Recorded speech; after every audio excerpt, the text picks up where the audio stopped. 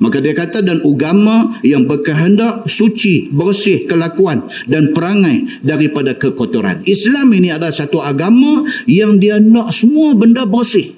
Semua orang bila dia declare, bila dia isytihar, bila dia mengaku kata dia Islam, dia mesti bersih.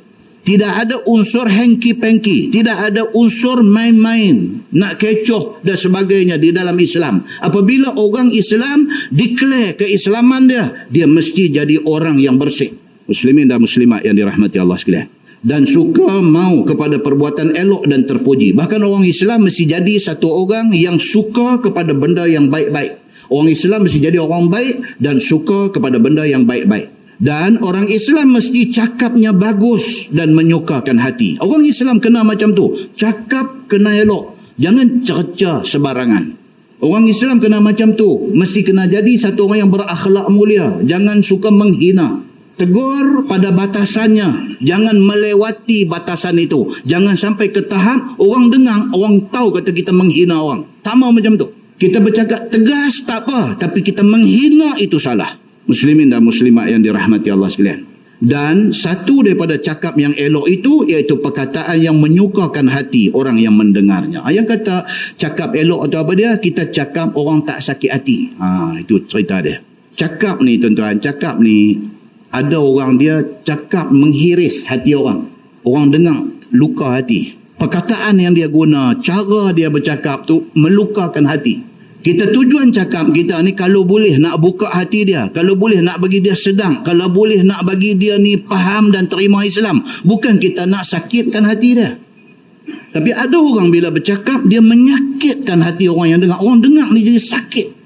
Jadi rasa tak selesa, jadi berasa macam tak syok, jadi berasa macam tak mau macam tu.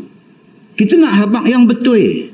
Kita bukan nak menghina, kita bukan nak menyakitkan hati orang. Kita nak habang apa yang Allah suruh habang, apa yang Nabi suruh habang. Jangan lebih.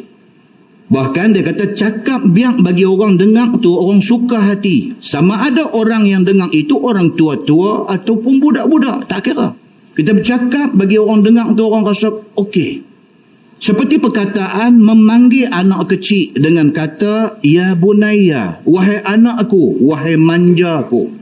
Tu dia panggil cakap lembut hati. Macam kita, dalam sama-sama kita ni. Salam dia kata, tuan, apa abang tuan? Dia kata, ustaz, jangan panggil saya tuan. Tuan lah. Tuan, apa abang tuan? Lama tak jumpa tuan. Macam mana tuan, okey kah? Menyaga okey kah tuan? Siapa pun, bila kita tegur dia, kita sapa dia, dengan cara macam tu, kembang hati dia.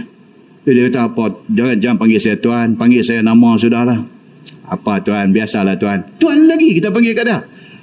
Menggembirakan orang itu disuruh oleh agama. Kan orang Arab dia kata ya sayyidi, ya sayyidi, sayyid ni makna dia tuan lah. Ya sayyidi, wahai tuanku. Disuruh oleh agama kita buat macam tu. Dengan budak-budak panggil mai sayang, mai sini sayang, wahai manjaku, wahai buah hatiku, wahai cahaya mataku. Maka perkataan yang demikian itu tentulah menyukakan hati orang yang mendengar walaupun dia budak-budak yang kecil ketika dipanggil itu. Seronok dia. Kita berumur sikit, kita tengok budak kecil mai kat Tok Wan, mai kat Tok Wan. Budak tu rasa macam kita ni Tok Wan.